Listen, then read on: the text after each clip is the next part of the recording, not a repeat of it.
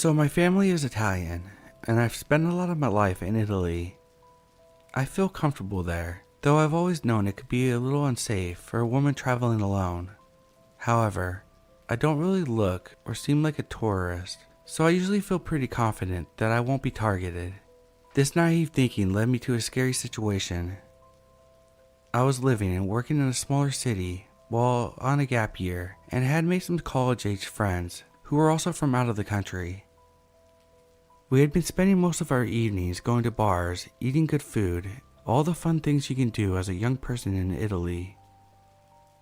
One night, one of my friends and I were hitting a bar when a group of men asked to buy us drinks.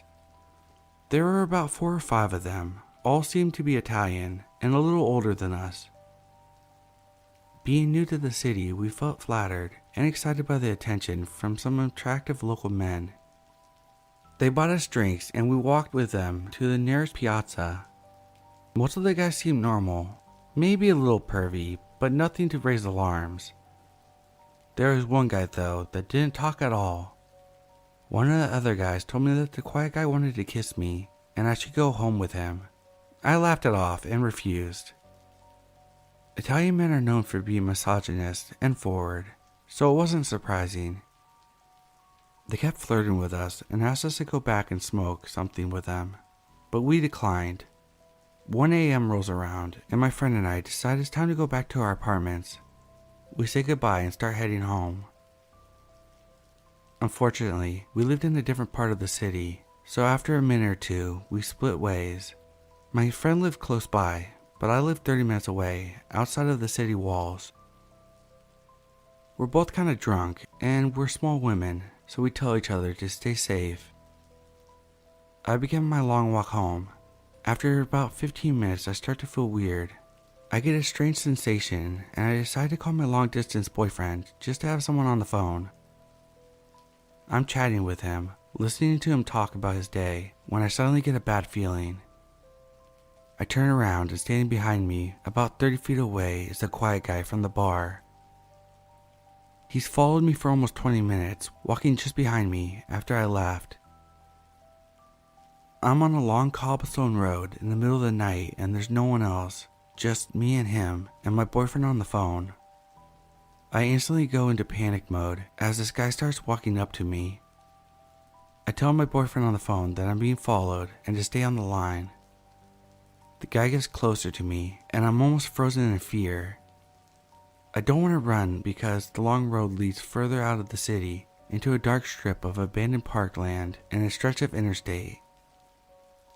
This man reaches me and has an awful ugly smile on his face. He's taller than I am, probably late 20s, and is clearly on some sort of drugs.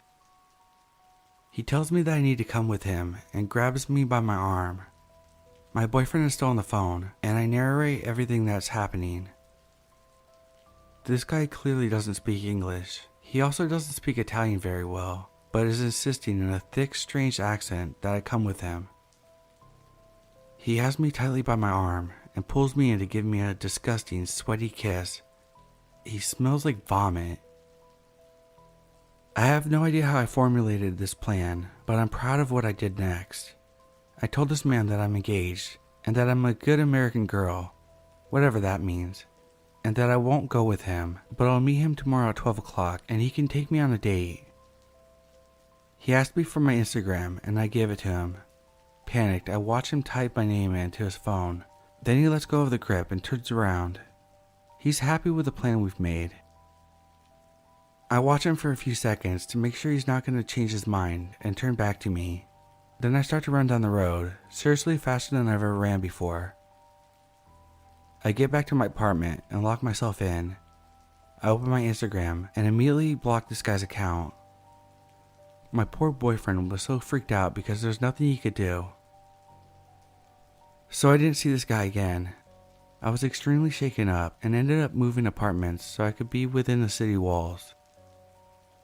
When I told my landlord the story to explain why I was moving, she told me about something even more chilling. A year ago, on that exact long road leading out of the city, an American girl was jumped by 2 men, dragged behind the retaining wall of the interstate, and brutally assaulted. The men were apparently part of a prolific Albanian gang that had a stronghold in the city and were engaged in human trafficking. Remembering the man's strange accent, I am convinced that he was part of that same gang. I don't want to think what could have happened if I had not gotten lucky. I think this man might have just decided I wasn't worth it. That beautiful Italian city I was living in lost its glamour once I experienced that terrifying underbelly.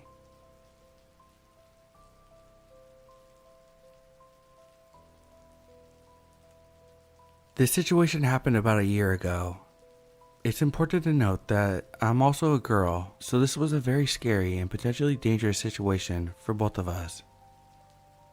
One night after work, just after it became dark, my girlfriend stopped at the Walmart neighborhood market down the road, which by the way is next to a big highway interstate. I made a last-minute run to the bank. Right as I'm pulling out of the bank, I get a text from her about thinking she's being followed. I asked her for more details and also told her not to leave the store and that I was going to drive up to the front door and either watch her get to her car or get her into mine if she needed. She told me that there were two men that she kept seeing in every single aisle, usually behind her. They were very clearly staring at her each time and watched her very closely. She thought she was just being paranoid, but I told her to trust her gut and let a worker know about the situation, and even call the police because it isn't worth the risk. Before I made it all the way there, she texted me saying she's at checkout. She said that the guys followed her there and went to self-checkout near her, but with no items. They quickly grabbed some gum off the shelf and put it into a Walmart sack, but they stood there taking forever to cash out that item and kept watching her, waiting for her to finish. I told her to check out as slowly as humanly possible. I finally arrived. She had just texted me that she finally took her bag and was exiting the store. However, right as I pulled up, I saw the two guys. They perfectly matched her description of them. They were hiding in a little cutout near the entrance. They were just standing there and kept peeking around the corner at the front door every time someone exited. I knew they were looking for her. I pulled my car forward right in front of them. I literally rolled my window down and just stared into their souls. I did not look away. I wanted to make sure that even though they didn't know I had anything to do with her, that I got a very good look at their faces and was watching them. I texted her and told her not to return to her car. I told her to get straight into mine. Right then, they started walking off. However, they had to have been following her since she arrived at the store because the next thing they did was walk straight to her car. Her car is very unique and stands out. They dropped the bag of gum on the ground on the way to her car. One of them went behind her car and just stayed there. The next one walked over to a white work van with painted windows and no license plate. He spoke to someone that was in the driver's seat. While this was happening, one of the cars next to hers left. They then pulled the van up to the spot. I called her and told her to go straight to my car and don't even look at hers, as they were waiting for her with the van. She came out with groceries and they see her and squat down. We really quickly load up and she gets in my car. The men stood up and walked to the van. I pull away and try to go around the van to see the license plate. Of course, there was none. I drove off in a totally different direction from home and we drove around for a while. I wanted to make sure no one was following us and also give them time to leave her car alone. I wanted to call the cops, but she was convinced we were just seeing things that weren't there, like taking a coincidence and making it into something. Obviously, looking back, after having talked in depth about both of our experiences, we definitely should have called the cops, and I regret this. I've since seen the van with the same two guys driving back in the neighborhoods behind the Walmart. I was turning onto a street and they were turning off, still no license plate. But their van had more things on the exterior to make it look like a work van. Things like a ladder on the roof. I got creeped out and quickly tried to get away just in case they turned around and tried to come for me. So I floored at home. Again, I thought about calling the police, but what am I gonna say? Yeah, there's two men driving away from a neighborhood with a work van. Gotta get them. They don't even take most things seriously. even when it results in something actually happening. I just truly hope there's a valid explanation for all these actions, and that I just want to come to a conclusion that that was not the case, but I don't know. Maybe they waited at the front because they didn't see their buddy with a van and thought he was maybe inside the Walmart and were just looking out for him. Her car was very cool, so maybe they just liked it and were looking at it. Maybe they just wanted to steal parts off her car. Maybe there's an explanation, but probably not.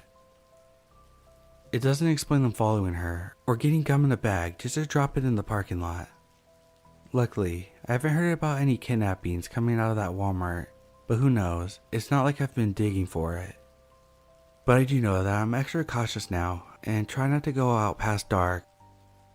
I also scan the parking lot for the van before I go in, but normally I just do curbside pickup now. My girlfriend does the same thing.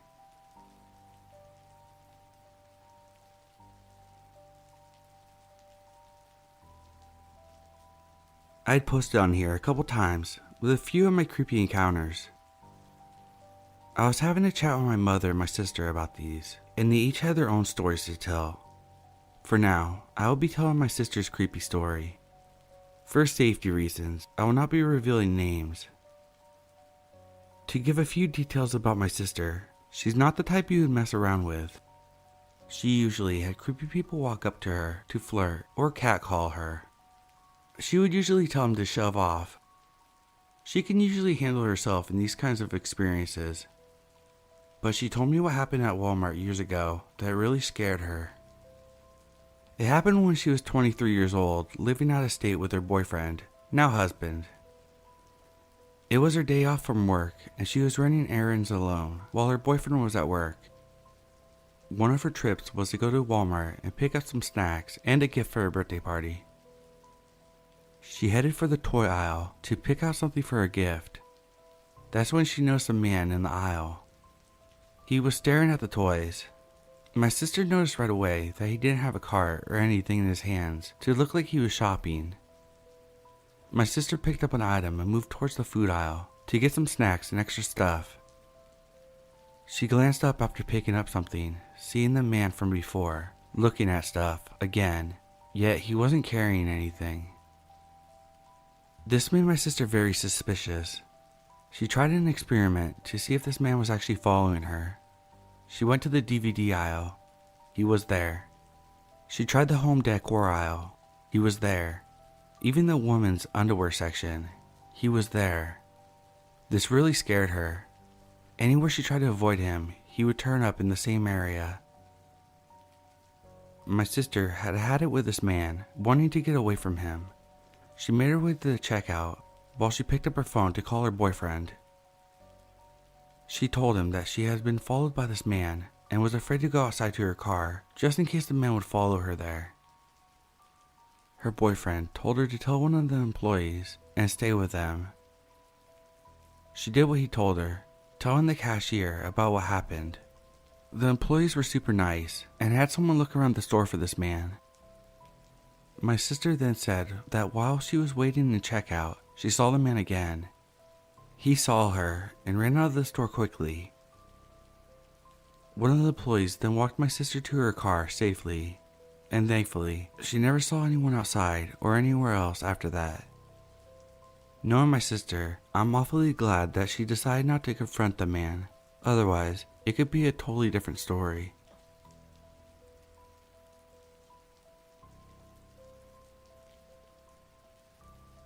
This happened 2 years ago, but I was horrified and still have a very clear memory of this encounter.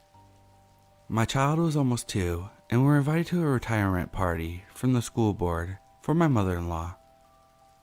The party was at my brother-in-law and his wife's house. The party consisted of people snacking and drinking and milling around, visiting and talking all over the home.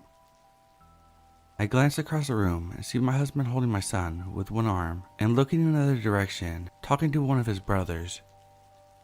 I see a strange man behind my husband, someone I don't know. He's intently rubbing up and down my son's back, almost in a sexual way. I felt so alarmed by this sight. My husband was completely oblivious to what was happening. I rushed over and grabbed my son and held him while walking in a completely different part of the house. The man followed me.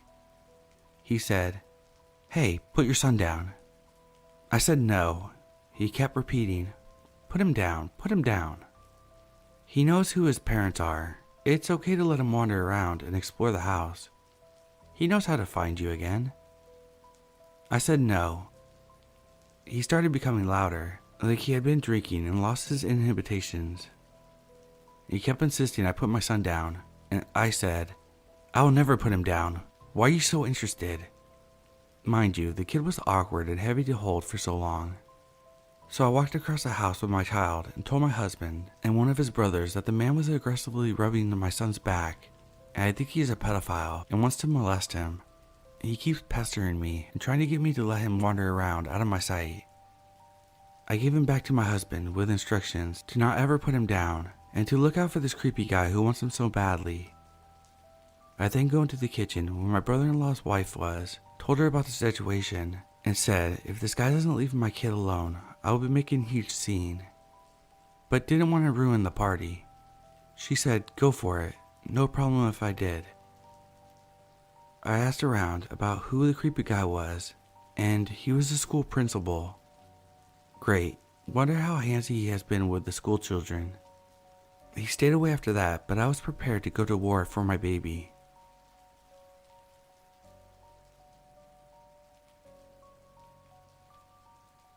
When I was 10, I was camping at a campground that my family and I went to for years.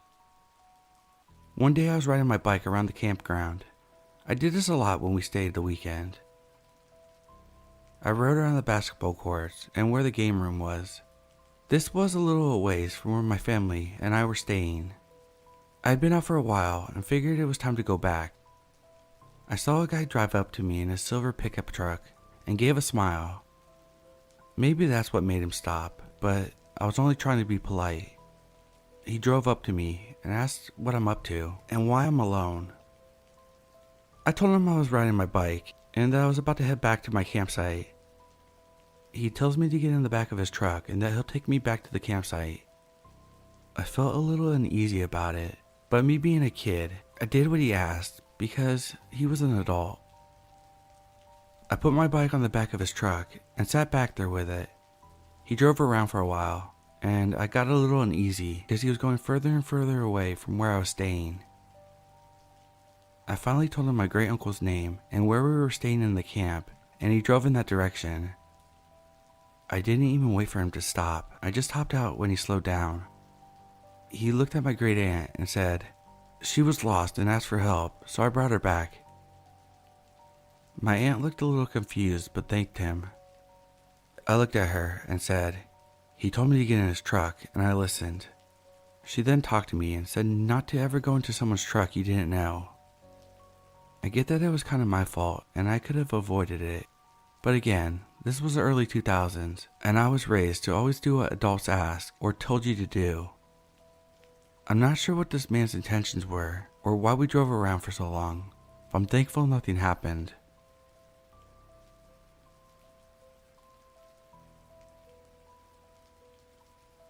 From when I was born, I lived with my mom and my maternal grandparents. I never met my dad.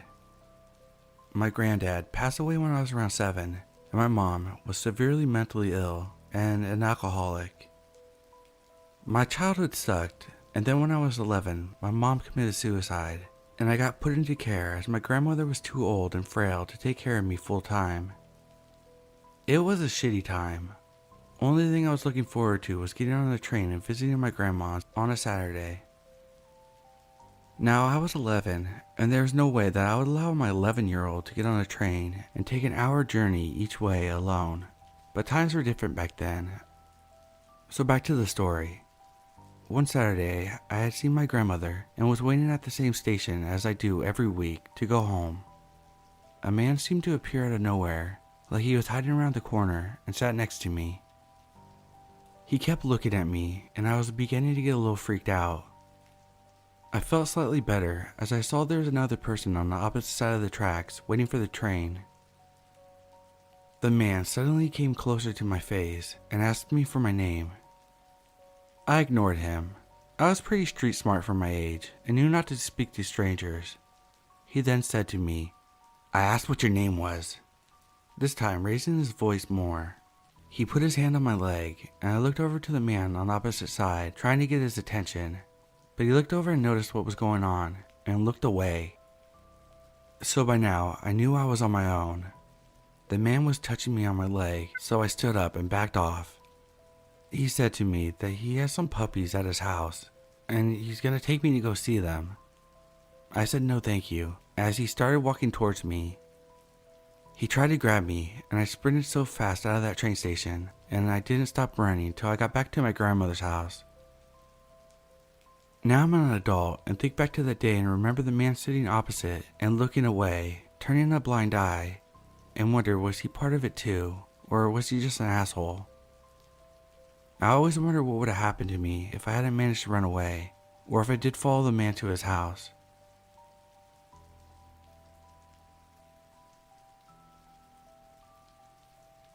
This happened several years ago, back when I was still in elementary school, so excuse me if I get a few things wrong. I'm almost 40 years old now. My mom had given me the usual curfew of when the streetlights came on, be home. I was at my friend's house, who lived on the same street as me, but about a block up the road. I had to cross one street to get to their house. Their house was on the same side of the street as mine, except having to cross an intersection. It was getting dark. I knew I had roughly about 5 minutes to make it home. Not a big deal. I've done these walks several times a day, every single day that I was home. On this day, my friend decided to walk me halfway home, which was to this intersection. Sitting there stopped at the stop sign was an aqua green van. That's the color I remember. It was an odd mix between blue and green. Obviously, it's normal for a vehicle to stop at a stop sign. It's even normal for a vehicle to stay stopped for a few moments if they're trying to find their way around the area. What's not normal is for a strange vehicle to wait at the stop sign with no oncoming traffic. What's not normal is for two men to wait for two little girls that they do not know to get close to the van. A van with no back or side windows. Creepy van to start with. What's not normal is for the passenger to stare us down. What's not normal was to see a gun on the driver's lap. Upon spotting the gun, I whispered to my friend that they had a gun and that we needed to turn around and run. I told her that I was going to go on a count of 3, that way she had a chance to stay with me. This was winter in Michigan. There was snow and ice, very slippery. Needless to say, when we started running back to her house, she slipped and banged her knee really bad. This was close enough to her house that her cousin could hear me yelling for her to get up and run, which she couldn't do. I had to pick her up and run with her in my arms. Her cousin was playing in the ice with the ice pick when he came towards us to see what the commotion was about. One of the guys saw my cousin coming towards us. They gunned it out of there as fast as they could, so no one could get the license plate. I had to wait at my friend's house until the cops came to escort me home.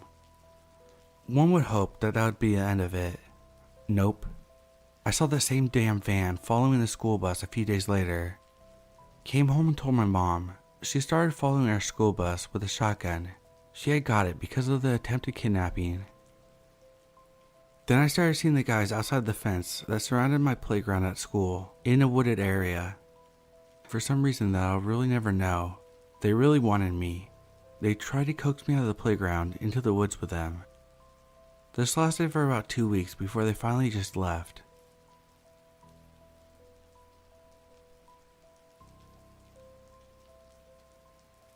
Years ago, right after I graduated from high school, I did a lot of couch surfing and was staying with my friend Mike for a while. His family lived about 30 miles north of the town I worked in, and his mother usually brought me down to town with her when she went to work in the morning. Mike and I would often stay late in town and hang out with friends, so we would have to bum rides or hitchhike back if we wanted to sleep in the house. So one Friday, he and I stuck around town too long and missed our ride back. We were young, brave, little tough guys, so we didn't think much about hitchhiking back. We hung around the interstate exit with our thumbs out and scored a ride with these really cool and super high Jamaican Rastafarian dudes in an old Volvo. They ran us most of the way up the highway and dropped us off in a town 5 miles from where we were headed. Everything was going well. We were happy we made such great time getting that far. We walked through the town, stopped for drinks, and headed out to the north end to start hitching again. We got picked up pretty quickly by a guy in his 40s, friendly, with Kenny G-like hair. He tells us that he's headed right past the road that we were heading for. We couldn't believe our luck. I jumped in the front, Mike gets in the back. It's a big old boat of a car. As we come up the turn, dude puts his hand on my leg. I'm like, what the fuck do you think you're doing? I push his hand off and tell him we're getting out of there. It's starting to get dark, but I'll walk in the fucking dark. Guy says, it's cool. I'll drive you where you're headed. You don't need to get out of here. And puts his hand back on my leg and keeps driving. I'm like, pull the fuck over now, and reach for my pocket knife. Mike, in the back seat, grabs the guy in the headlock, choking the shit out of him. The guy lets go of my leg and starts yanking on Mike's arm, trying to get free. Both hands are off the wheel, and the car is swerving all over the road. We're still going at least 40, and I'm terrified we're gonna crash. This big tree comes up in front of us, but the driver must have seen it because he slammed on the brakes at the last second. Mike is still trying to pop this guy's head off. I look at the dashboard and realize he's going slow enough for us to bail out. I yell, jump, shove the door open, and dive out onto the pavement. The driver realizes that I'm getting away and hits the gas. The door springs back and almost catches my feet. The back wheel misses me by an inch, and the car is going 50 again. Mike is rolling in the middle of the road, and I realized we both had gotten out of the car. I grabbed him and dragged him off the road into the trees.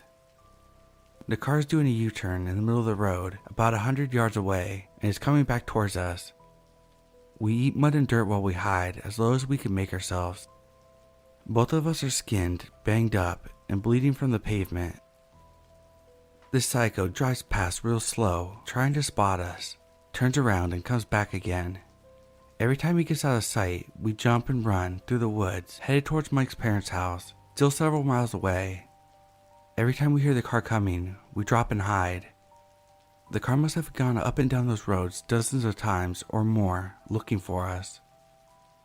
It took us nearly 2 more hours to make it a couple more miles in the woods in the dark. We finally get to the house, dirty, bloody, and exhausted. Mike's parents go nuts when they see us. Mike's dad is a scary guy. He's huge, about 6'6", and construction worker strong. He's got a beard down to his chest, and his hobby is pounding Budweiser with his friends until they're drunk enough to knock each other out. So naturally, instead of calling the police, he marches down the driveway and makes us stand by the road as bait for this driver to come back, while he hides in the woods. We stood there for another 2 hours, but the guy didn't come back, which I have mixed feelings about. Mike's dad probably would have beaten the guy to death if he caught him, which is that guy's problem, but I'm afraid that guy had a gun or something. After all, he was planning on kidnapping 2 guys at the same time. Mike's mom made us report it to the police. I never heard if they caught the guy, and that's why I don't hitchhike or pick up hitchhikers anymore.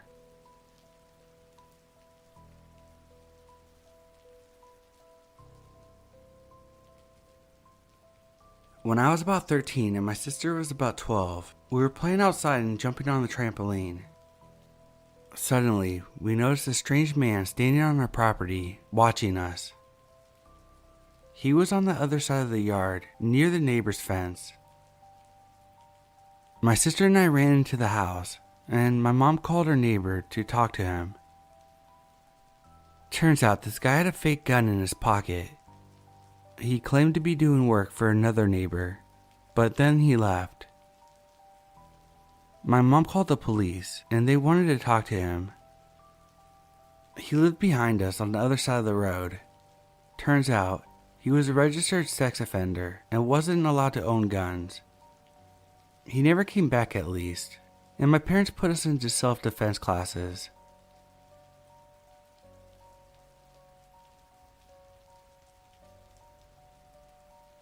My dad took me to see his favorite team play for my birthday one year. I remember the line was pretty big, and we had just arrived at the stadium. Some guy approached my dad and told him that he could get me, 8 years old, in a side door for free, and it would just be my dad that needed to wait in line for a ticket for himself. I remember willing my dad to say no inside my head. I could see how off it was, yet my dad stood to consider it for a while. Eventually he said no, and that he would just get in the normal way. I literally could have been taken away by this man to God knows where. A few things that stood out in my 8-year-old brain was how convincing the guy was trying to be. He kept repeating himself and saying words like free and meet back together once inside. I was super relieved when my dad said no, but I was raging at him for even considering it to be an option. The whole vibe was seedy. I had an off feeling for the rest of that day.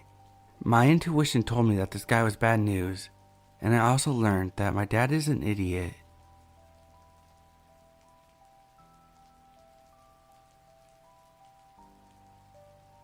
So when I was around 2 or 3 years old, my mom and dad, now divorced, were friends with this couple that worked with my dad at his office. They would always ask to babysit me and love seeing me a lot, and my parents thought nothing of it. One day, they asked to take me to Disney World along with their niece, and my mom had no issue with it. My dad, on the other hand, thought it was weird because they offered to pay for me and everything. He told them no and made up an excuse for me not to go. The couple weren't seen for weeks after that, and the company that my dad and them worked for were having an investigation because that same couple who wanted to take me to Disney committed massive fraud and stole hundreds of thousands of dollars. They disappeared, and my dad has no idea what happened to them since he no longer works there, but he believes fully that they wanted to take me and disappear. He thinks that they couldn't have kids of their own and really wanted one. It still creeps me out that I could have a completely different life and family. Thank God my dad was home, because my mom wanted to let me go. By the way, just for some context, as a baby, I had bright blue eyes and long curly blonde hair. I looked like I could be on Toddlers with Tiaras, straight up. Not to toot my own horn, but I was an extremely gorgeous baby. Maybe that's why they had their eye on me. But who knows? They could have wanted to sell me too, or worse.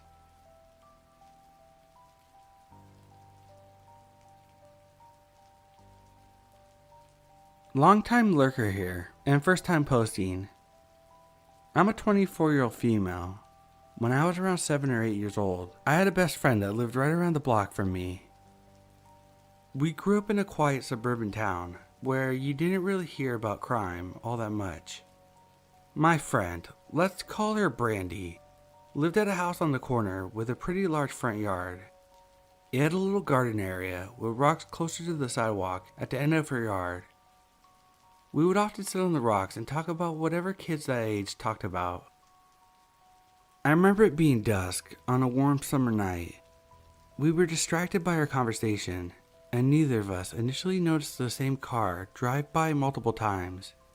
Mind you, her road was a quiet side street, so it would be a bit odd for the same car to be driving around in circles. The reason we noticed it the final time was because they actually pulled over in the street right in front of us. Initially, I remember thinking that they needed directions. Dumb in hindsight, because who would ask kids for directions? It wasn't until we saw both of the car doors swing open that the gravity of the situation began to sink in. Keep in mind, the street was only about 8 to 10 feet from where we were sitting on our yard. Both individuals seemed to be men with their hoods up, and the passenger immediately lunged at us, saying nothing. My friend screamed and ran towards her front door. I, in total shock, was a bit slower to react. I noticed he also held something reflective in his right hand. Most likely a knife looking back. He actually almost grabbed me, but I made a run for it just in time and caught up to my friend at the front door. Now here's the creepiest part. For whatever reason, Brandy's family locked the door. She had an older sister that accidentally locked it without realizing that we were playing outside. I vividly remember banging on the door and screaming, with tears streaming down my face, hoping and praying that they would open it up. The men didn't chase us to the door, but they didn't leave yet either. I remember looking over my shoulder and seeing them smirking and standing near their car. It felt like they were waiting to see if we were home alone. A moment later, but it felt like an eternity, my friend's mom swung open the door, and both men jumped into the car and peeled out. There were actually tire marks on the road from how ferociously they whipped around and sped off. Brandy's mom, who also saw the car peel out, was extremely upset and immediately called the police. I remember my mom also being called, and Brandy and I were both questioned at our house by police officers that arrived soon after that. Brandy and I mentioned we had each briefly noticed a car drive by multiple times, but we didn't put two and two together until after things took a turn for the worst. I've never heard anything else about this after that day, but this experience remains burned into my memory. I still get anxious thinking about what could have happened if that front door didn't open when it did.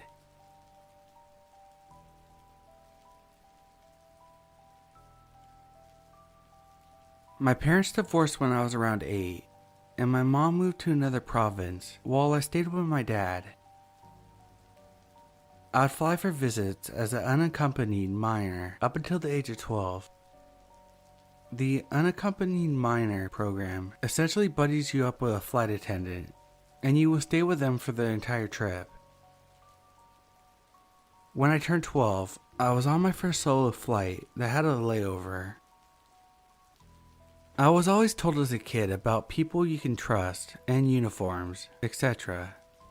An indication of a trustworthy adult.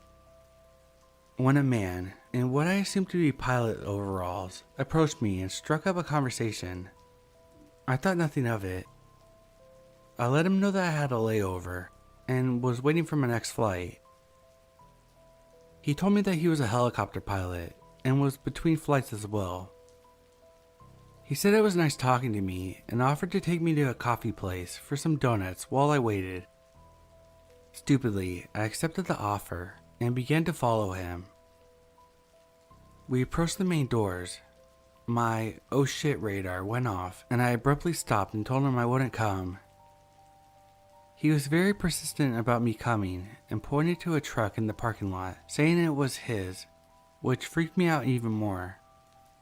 He continued on his way, and I think about that interaction a lot, and I'm haunted by the what ifs. Maybe it was completely innocent.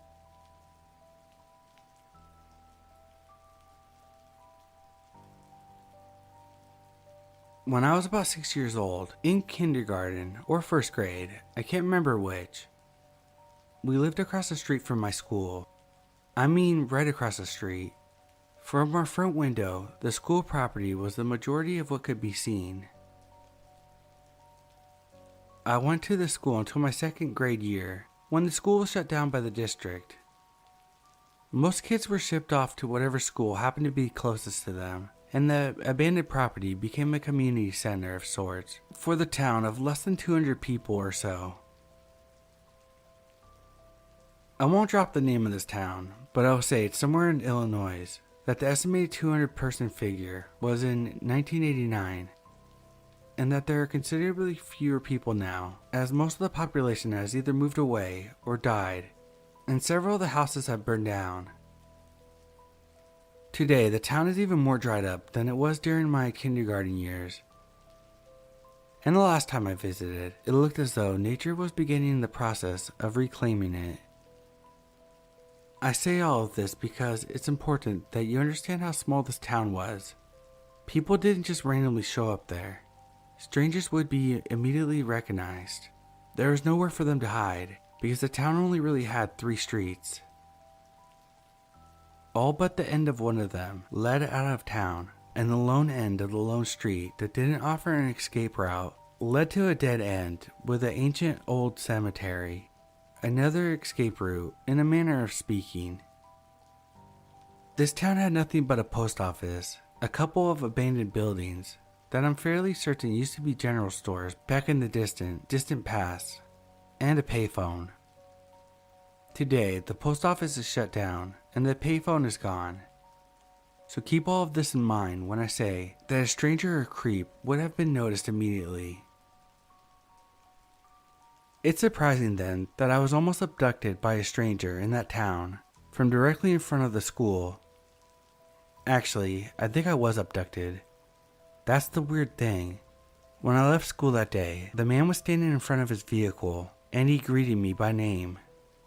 That's what makes this even stranger. The man knew my name. He told me that my mom had sent him to pick me up for some reason or another. Though the memory of what he actually said is a bit hazy. It amounts to, "Your mom isn't at home. She sent me to pick you up and take you to where she is. Get in and we'll go for a ride." You know, the usual creep thing. And I did. There are certain details I can't remember from this point. Why didn't I just look across the street to see if my mom's car was sitting in the driveway? Maybe I did. Where did I go? I don't know. What happened? I don't know. I have the briefest memories of me sitting in the passenger seat of his vehicle, saying something as we drove out of town. Can't remember what I said. Can't remember what he looked like. Can't remember why my next memory is of us back in my driveway, in the house, across from the school. I don't know if there's something that I've blocked out for the last 33 years. Maybe he took me somewhere and did something to me that creeps due to young trusting little boys, and I've just locked it up inside. I hope not.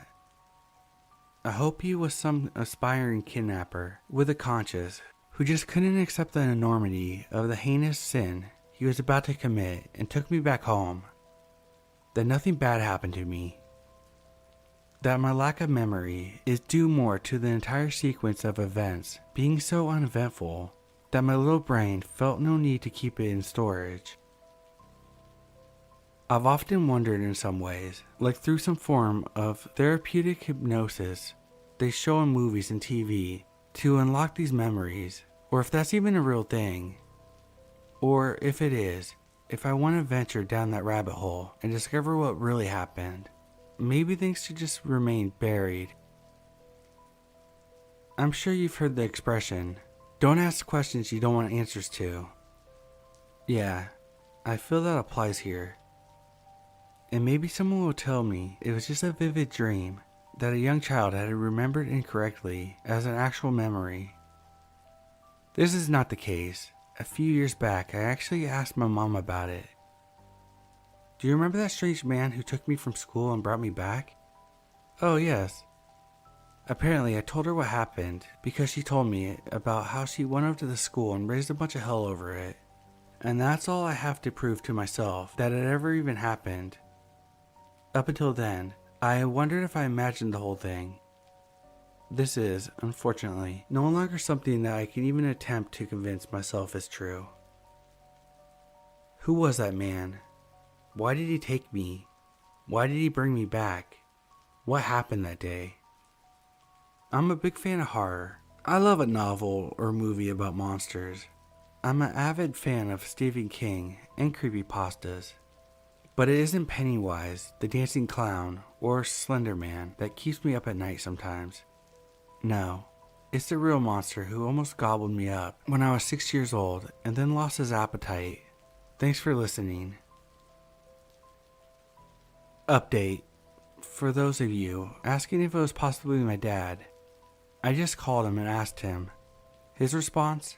"If it had been me, I wouldn't have taken you back. I would have just kept on driving and you would have gone to my state with me." That may sound like a joke, but it wasn't. So much for that theory.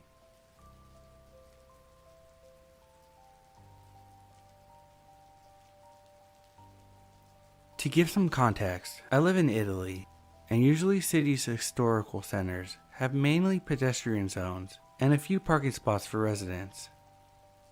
Last week, when my sister and I were walking the dog, we don't put her on a leash at night since she's trained and the streets are empty. Unfortunately, she saw a cat and ran away before my sister got her. My family loves that dog, so of course, we all went searching for her. My parents are divorced and we were staying at my mom's. Bad idea having 3 women in the streets at night, I know, but we didn't know what else to do. I was in my PJs with my phone running on low batteries, so without a flashlight, and just a few poles illuminating the streets. So it was quite dark. I was shouting my dog's name while we were looking for her, when a 40 to 50-year-old man, which I hadn't seen up to that point, said that he saw my dog running a few blocks away from where we were. My dumbass was so worried about the dog that I didn't even ask the guy what my dog looked like. I followed him in silence until we were near a parking spot, and he got really close to me and tried to put his hands around my back. At that point, I realized what was going on. I pushed him and sprinted as fast as I could. I know the place really well, so I hid where I knew he couldn't find me and texted my mom. I didn't call her in case he was near and could have heard me. A few minutes later, both my mom and my sister arrived together. We decided to call it a night and went home. That dog was waiting for us at the door. I don't know what this guy's intentions were, but I'm glad I reacted quickly and got away.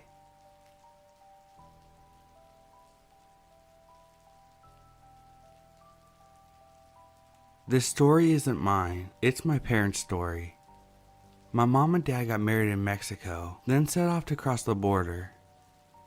When they were saying farewell to everyone, my mom's grandma gave my mom a prayer, the Canticle of Mary, to keep her safe and to memorize. My great-grandma was a firm believer, and I guess it worked.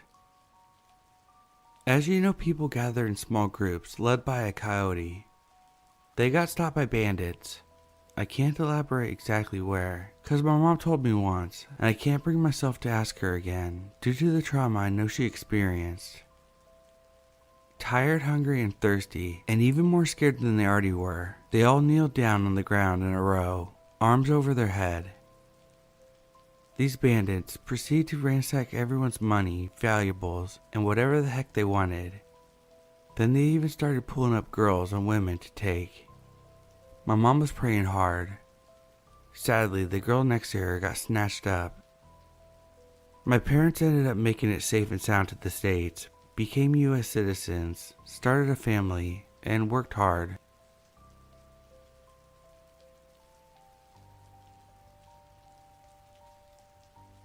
In high school, I would routinely run along the country roads near my family's house.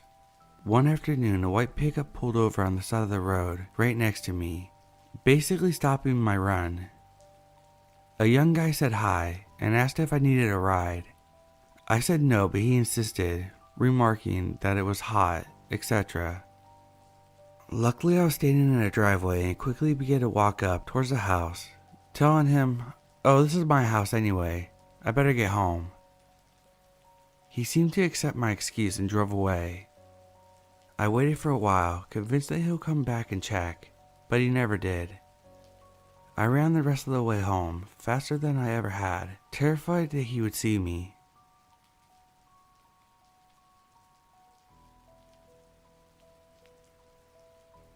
This happened when I was 14. I attended a private Christian school and had a typical uniform of a white button-down blouse shirt and a knee-length plaid skirt.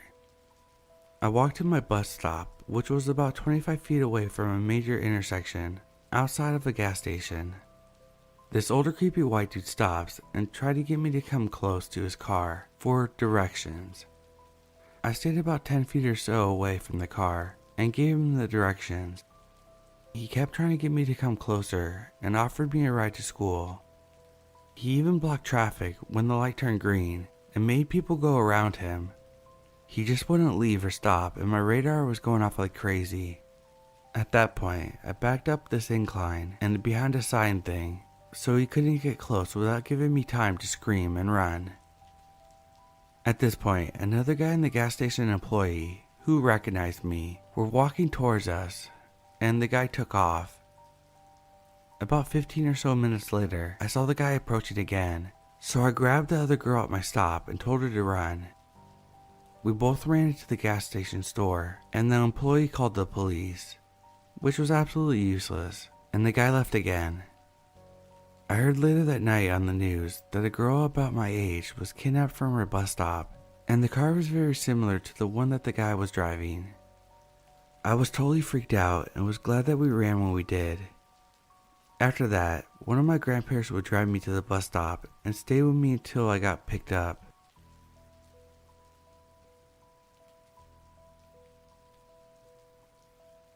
So today, my friends and I were on a walk, and at some point, I witnessed a scene that was likely a child kidnapping attempt.